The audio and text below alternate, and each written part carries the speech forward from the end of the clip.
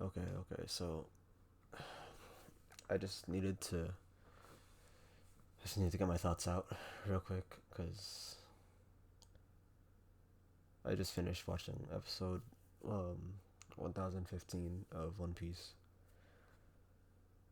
and goddamn, I honestly I had tears in my eyes. I didn't full out like bawl or cry, but I did have tears in my eyes. I was got holy shit, that really hit me somehow. That really fucking hit me. Oh yeah, I need to get this out, man. Holy fuck, that really hit me. Like so normally I'm a manga reader. I'm caught up with the manga completely. Uh, been reading Wano.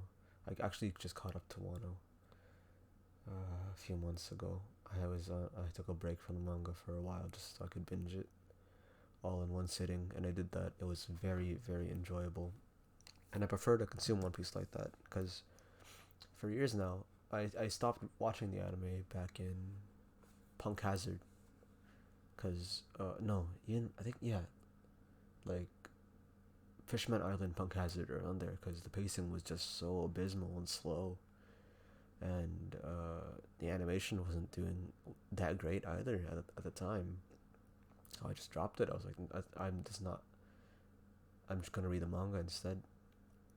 Thank God I did, because apparently Dressrosa was the worst offender of that. It was the slowest it's ever been. But after watching this episode, I've seen clips of certain stuff on the official Crunchyroll YouTube channel of the anime for One Piece, but this is the first time I've actually seen a full episode of the anime since Wano started, and my God, I was blown away. I was how do I describe this to describe this feeling? It's like it gave me the same feeling as it was like how I perceived One Piece when I was younger when I watched it up because I've been like with the series for about 10 years now. I know that's like baby numbers compared to a lot of people in the One Piece community, but it's a long time still for me. That's when I was a kid still. I love that shit. I love One Piece, dude, and it gave me that same feeling like watching Arlong Park all over again. That's how I perceived One Piece when I was younger, and it gave me that same feeling now watching this as an adult with this episode, and the way because to circle back to the point of how I dropped the anime because the pacing was just way too slow and dragged out.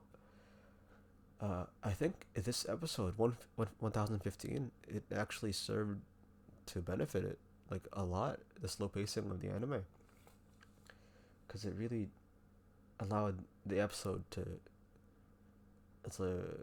allot that time to make these scenes that much more impactful.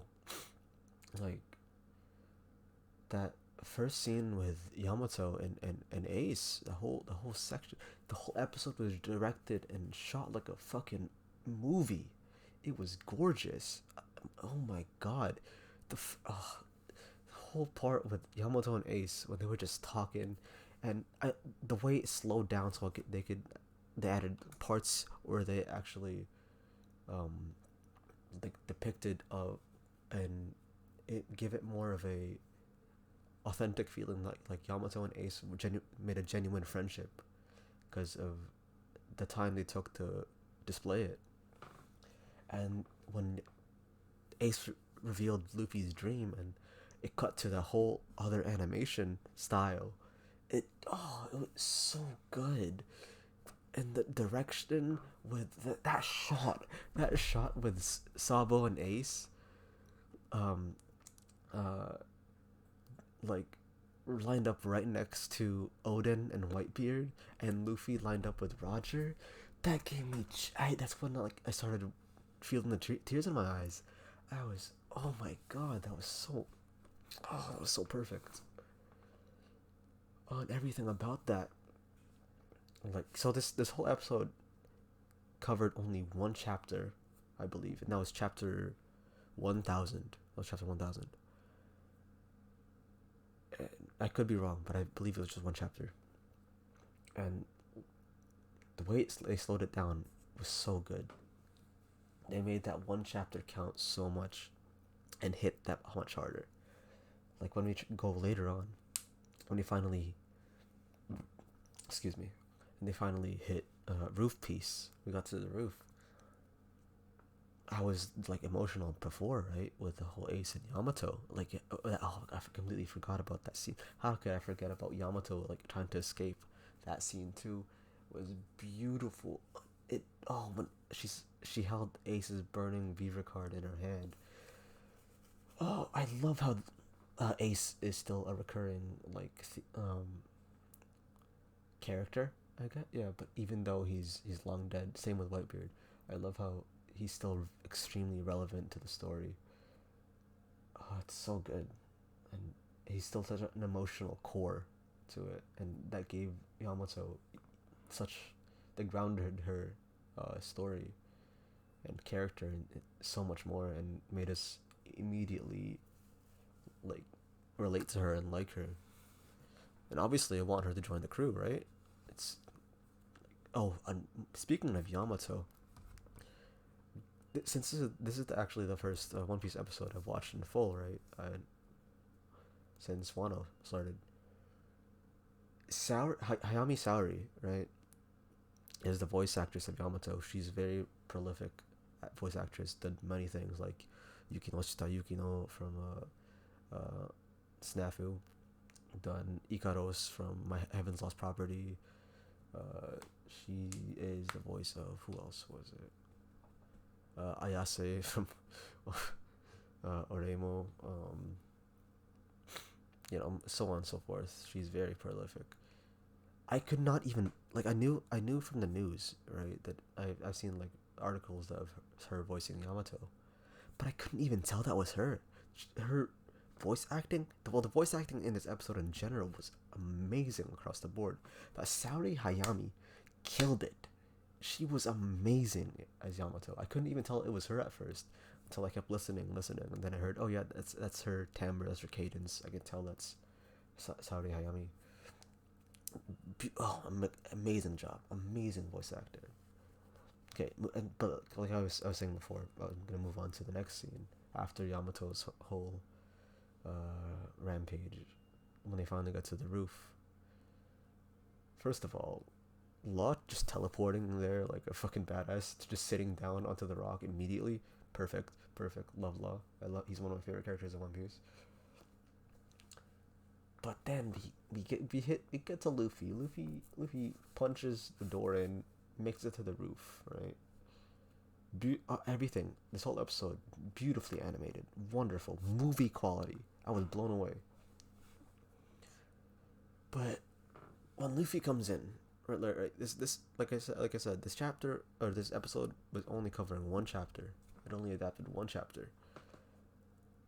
And so when I read it, it all just flew by so quickly, especially because I marathoned it, right? I binge read up to from 1000 to like 1030 something, right? I binge read that much. Oh boy, it was so like, but that chapter flew by for me. This episode did not, and I'm happy for it that it didn't.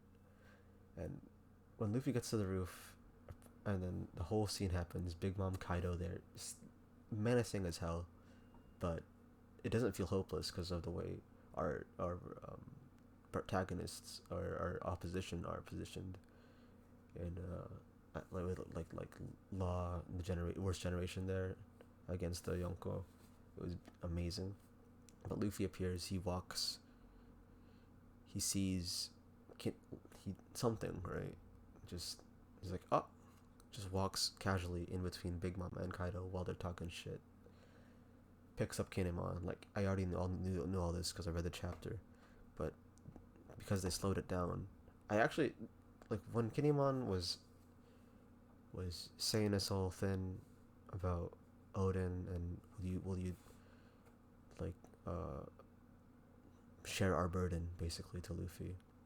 In the manga, I was like, yeah, this is emotional, but I didn't really connect with him that much because I'm not that big on Kinemon. I don't dislike him. I like him enough. But like Ashura Doji, like, or yeah, I guess Ashura Doji or is probably like my favorite. Ashura Doji or Raizo are my favorite of the Azakaya, or sorry, Akazaya rather, not Azakaya. Akazaya 9. And so I didn't really feel that much, but in this scene in the anime, I'm long with the way they shot it and directed it. When Luffy approaches them, and then you see they pan up from the view that from the perspective of Luffy, and you see the brim of his hat is hiding the upper half of the screen, and then it transitions to like a flashback of all the Akazaya looking at Luffy and like, thank you, we'll see you um, later, or we'll see you during the raid, right? Some along those lines. And then it cuts back to the present time. They're all laid out on the ground, bloodied. Oh, that was such a well shot scene. And then Luffy bends down and asks Kinemon if he's okay. This is where it really fucking hit, dude. This is where it really hit. When Kinemon is struggling to grab onto Luffy and speak to him, and it's just sputtering blood out of his mouth. That was so brutal and visceral and hard to watch. It was, oh my god, it that's why it hit so hard. It was so visceral, and then, oh my god, everything when he asks Luffy and all that, and then Luffy says, of course he's fucking Luffy. Ask Law to take them downstairs. While Kaido's trying to attack Luffy, he tries to attack Luffy. He's gone already, and then that's where fucking it reaches like Demon Slayer. What was it, episode 19 levels or 17, or around there? Like you get my point. If Luffy fucking pulls out the red rock, right? Pulls out the red rock. I saw this in the manga, of course. Once again, I read the manga. Whatever. I saw this in the manga. It would look cool, but in the fucking anime, it reached Hinokami Kagura, like, levels of insanity in the animation, and all the flashbacks, everything building up to this, the one punch, and the flames of the punch looking, oh, like a painting, and holy fuck, oh my god, holy shit. And of course, he drops the line, "I'm Monkey D. Luffy, the man who's gonna surpass you and become the king of the pirates." Boom, ends it like that, to be continued. Bartolomeo comes in with the episode preview, which apparently, from what I hear, the next episode's gonna be a filler. So whatever. I don't really care, because once again, I don't really keep up with the anime weekly. So whatever on that front. But to that point, I think I might, I want to watch all of Wano now in the anime, just to see how, because I hear like say and things about Wano anime actually being leagues above the manga, and I can see that now. I can see that point now. I think I'll still stick with the manga overall, because I think I have watched some fight scenes again, like clips of them on YouTube for the anime in Wano, and they're fantastically animated. Don't get me wrong, they're amazing. But like I was watching Sanji's fight versus Page One, and that was long. That was a lot longer than I remembered it being in the manga. Like a lot longer. Like sometimes it's for the benefit. Like there was a longer scene for the clash of the Roger Pirates and the Whitebeard Pirates in the anime, which was, thank you. I loved that. Amazing. Whitebeard and Roger's clash was also amazing. Thank you. But sometimes I think overall the pacing, I prefer it in the manga. But there are exceptions, of course, and this episode was definitely one of them. It blew me out of the water, blew my mind. It was amazing. I loved it. Loved every second of it, every scene. And it really just made me reflect and that's why I had to get my thoughts out. And like this, just had to turn on my camera real quick and just gush about how much I love this manga, this anime, this series. It's really good. It's really good. It feels like I'm being vindicated for sticking with this series. I'm being rewarded. Is it the better term for it? I'm being rewarded for sticking with the series for this long. It's still going on like strong. It's still an amazing series. It's fantastic. That's yeah. I think that's all I have. I think I got everything I needed to say out. I can go to bed at ease now. Yeah, that's about it. See you.